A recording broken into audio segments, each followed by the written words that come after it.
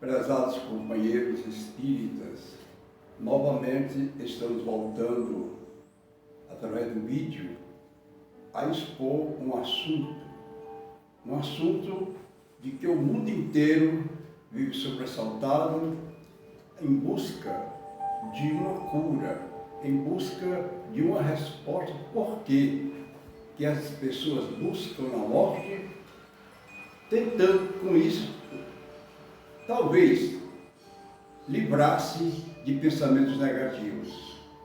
Então vão ao suicídio porque pensam que a morte é o fim. Jamais essas pessoas têm a consciência de que é o começo. Então o título do nosso assunto de hoje, sobre suicídio, é a ausência de fé e esperança.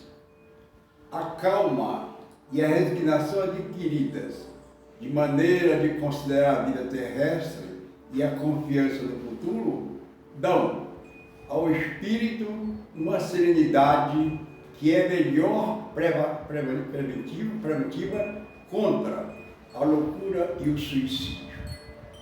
Este assunto está dentro do Evangelho segundo o Espiritismo, de Allan Kardec, no capítulo 5º, item 14. Já no Livro dos Espíritos, encontramos uma pergunta muito forte em torno do assunto. Allan Kardec indaga aos espíritos: o homem tem direito de dispor da sua própria vida? Ora, sabemos de que o indivíduo que não tem consciência de que este corpo que ele está habitando não é dele, ele devia procurar, antes de praticar um ato que possa violar uma lei também desconhecida para ele, que é a lei de causa e efeito, a lei do começo, do princípio e do fim, está tudo dentro de uma lei divina. Então, esse indivíduo que busca esse tipo de saída para a sua consciência, ele está tentando burlar a própria existência humana. Porque se ele está pensando que ao eliminar a sua própria vida, termina tudo para si, ele se engana. Porque é aí que começa realmente os grandes problemas de consciência. Então, aqui nós encontramos nessa pergunta do Livro dos Espíritos algo muito importante, porque tem uma resposta dos Espíritos que dizem: bastante diversas são as consequências do suicídio, são bastantes. Não existe castigo determinado e, em todos os casos, corresponde sempre a causas que produziram. Nós, ao lermos o livro Memória de um Suicida, de Camilo Castelo Branco, encontramos um trecho, uma passagem no livro, se referindo a ele mesmo, Camilo Castelo Branco. Como espírito, ele relatava um caso de que, em séculos passados, ele era um capitão comandante da guarda de um rei. E, automaticamente, ele chegou ao período das férias, ele foi visitar sua família que estava no interior. Ali chegando, encontrou os primos, as primas e outras pessoas que tinham muito relacionamento com ele. E ele, ao percorrer novamente, depois de vários anos, aquele sítio, aquela fazenda, ele deparou-se com uma jovem lindíssima, bela, que era noivo do seu irmão carnal. Mas ele ficou louco e apaixonou-se pela moça. E, à noite, sem se despedir de ninguém, carregou a jovem para a corte. Ali casou-se, formou sua família. Mas o irmão que ficou na fazenda ficou odiando o seu irmão. Ele era analfabeto, ele não tinha nenhuma noção de nada, ele não tinha cultura. E resolveu se vingar.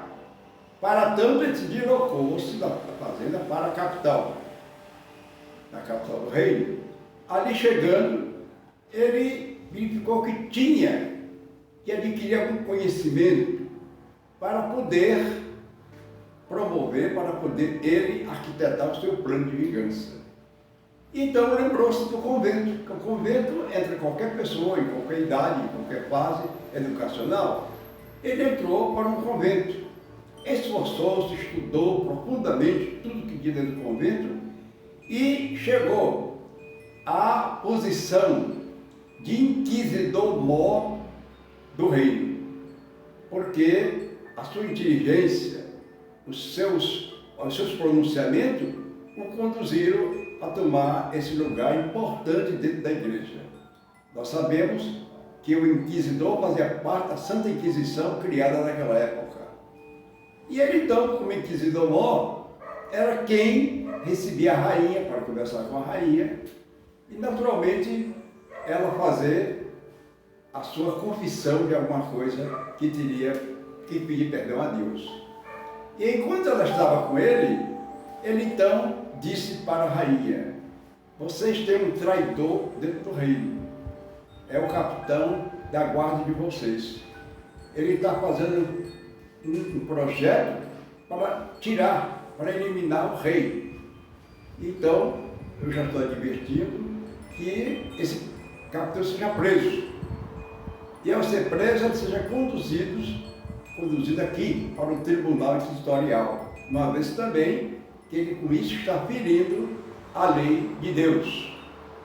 E a rainha estava impressionada. Chegou no palácio, contou ao rei tudo que ouvira do inquisidor-mor. Este o mandou prender e o conduziu até os calabouços dali do castelo. E logo a seguir, a igreja, através do seu inquisidor-mor, requisitou para ser julgado pelo tribunal da Inquisição. E o rei achou tá bom, mandou. Ele era exatamente o primo do Castelo Branco, daquele que ele conseguiu tirar a sua noiva quando o visitou. E ali então, ele, quando o trouxe para as prisões, né, da Inquisição, ele começou então a praticar os atos mais deprimentes que vocês possam imaginar. Extraiu as unhas do primo, quebrou os dedos do primo, extraiu, cortou a língua do primo e saiu então, né, fazendo aquele tipo de horrores na estrutura física do seu primo. E por fim, ele extraiu os olhos do primo.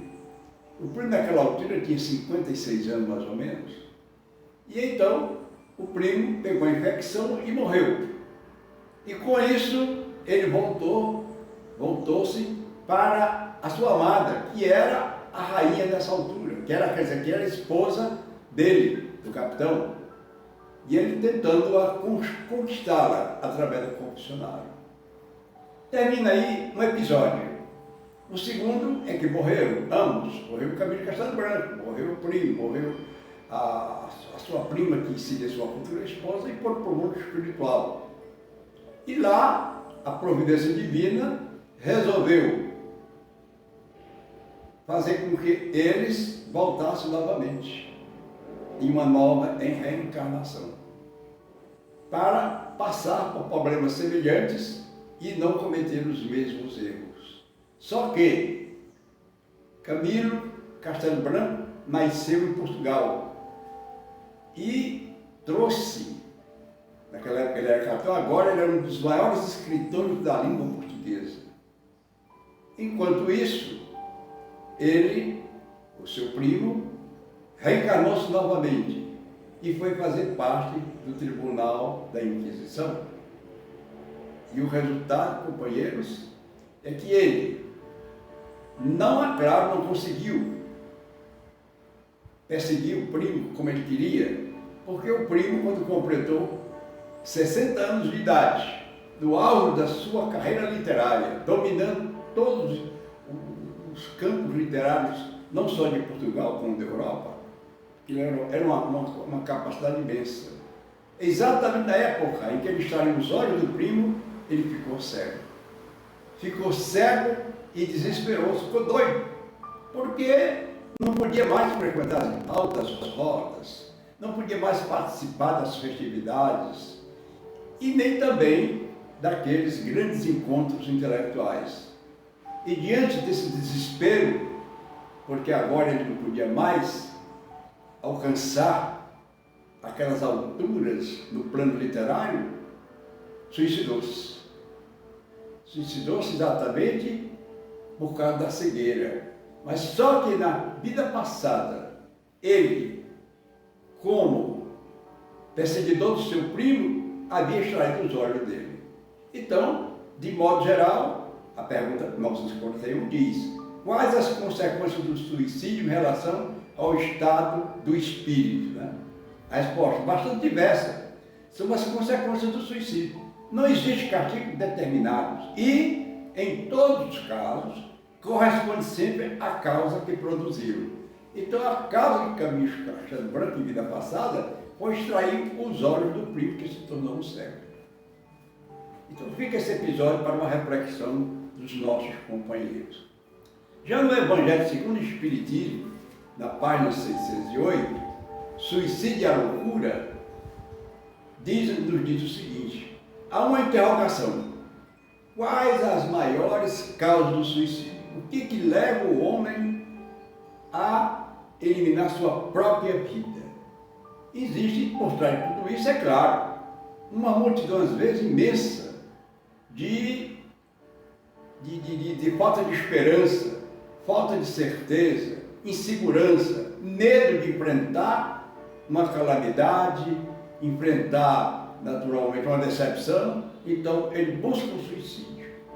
Então, a resposta de estar lá no Evangelho segundo o Espiritismo nos diz a incredulidade, a simples dúvida sobre o futuro, as ideias materialistas, numa palavra, são os maiores incitantes ao suicídio, causando a covardia moral de enfrentar o destino, as causas do destino, os sofrimentos que poderão chegar. E como ele não está alcançando aquilo e acha que jamais vai alcançar, busca o suicídio como uma porta de saída, pensando com isso que vai eliminar tudo.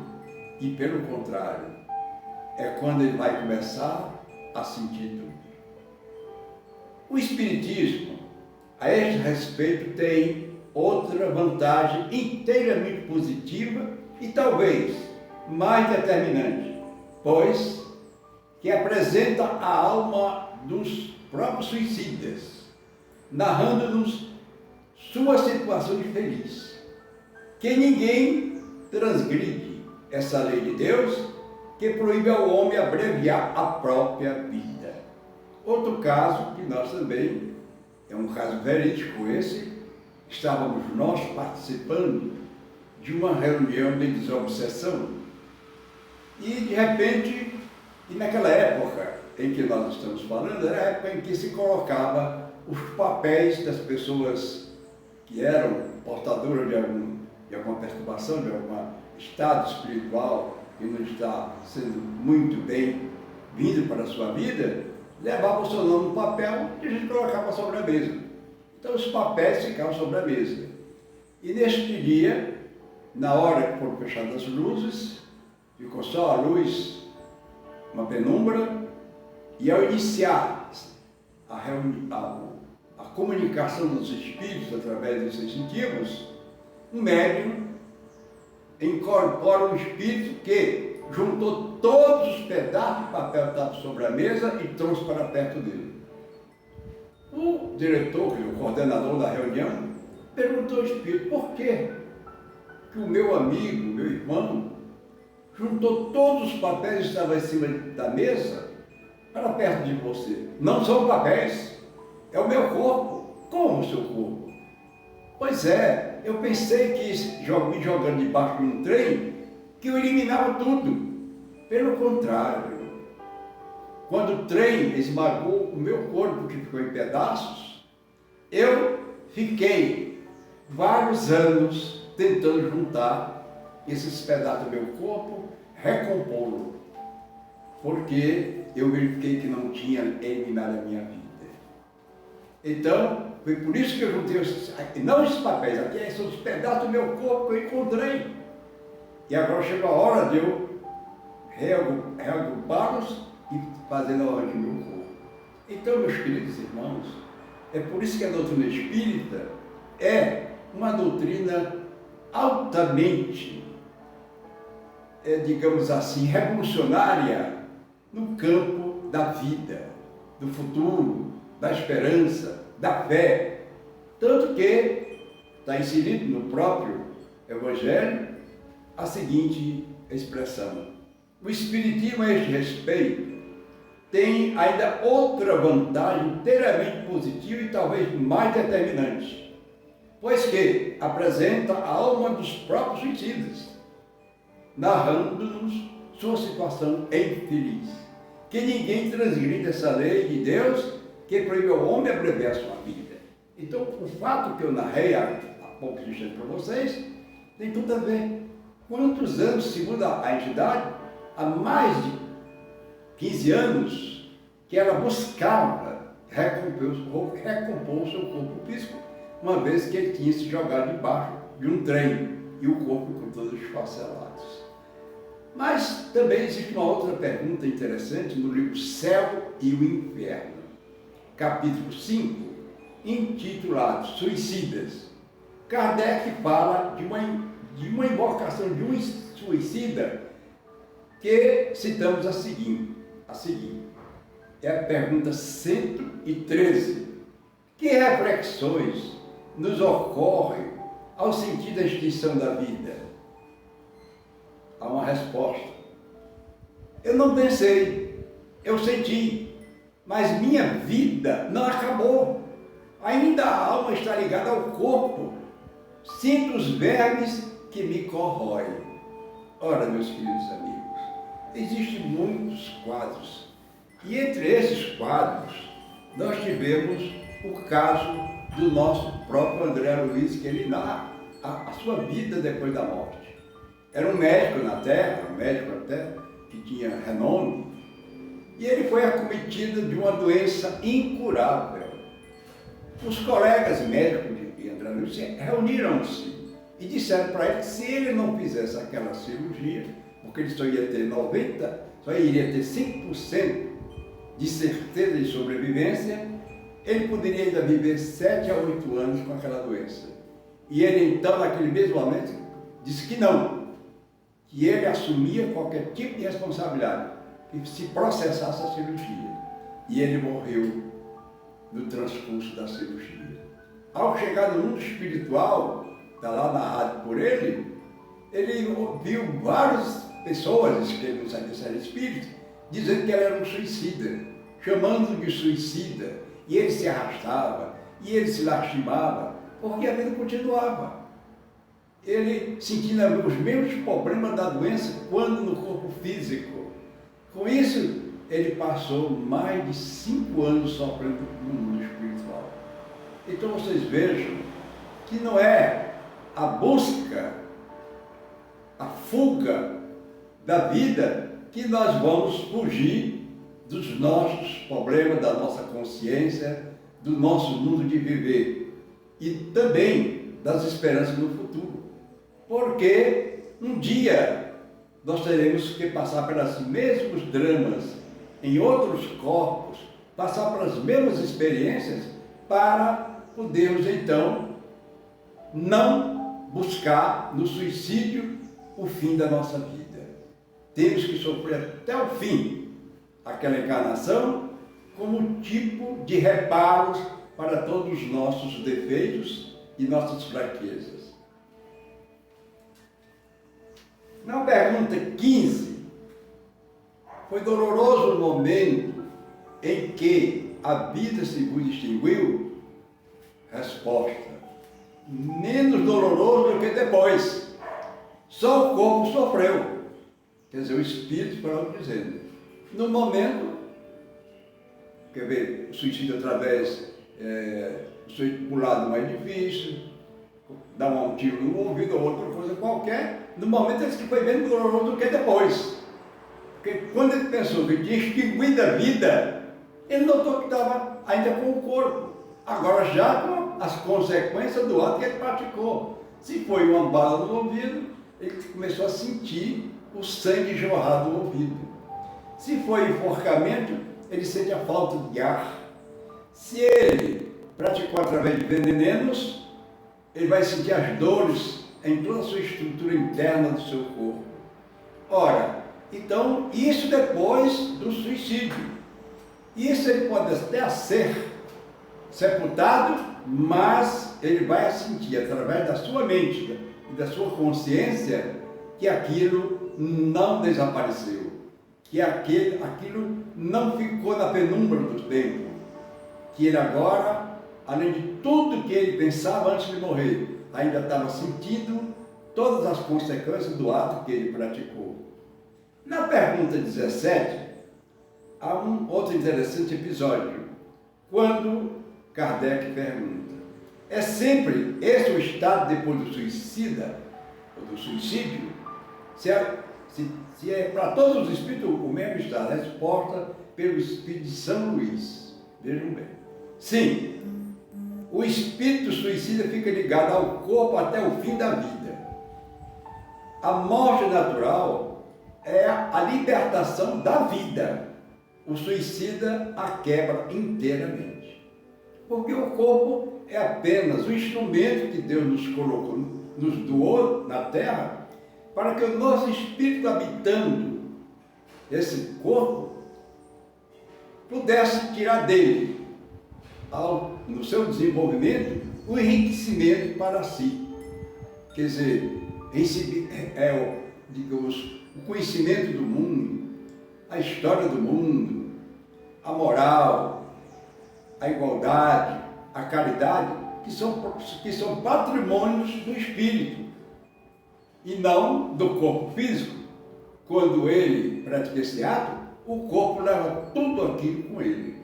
Assim, meus queridos amigos, é que nós observamos o mundo presente, uma onda muito grande de suicidas, principalmente nessa época de epidemias, que a pessoa passa 4 ou 3 meses de um lar, confinado, com medo da doença, e às vezes entra em desespero.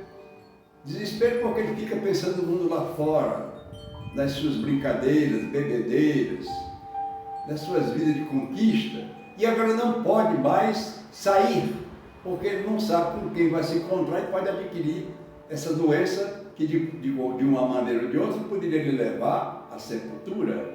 E ele então entra num estado psíquico doloroso. E com esse seu estado doloroso, ele ou ele suicida através do enforcamento, ou se precipitando de um prédio, ou através de pular dentro de um rio. Assim, meus irmãos, fica essa nossa pequena e ligeira crônica para aqueles que estão com essas tendências. Reflitam, pensem, antes de praticar os seus atos. Muito obrigado, paz e saúde.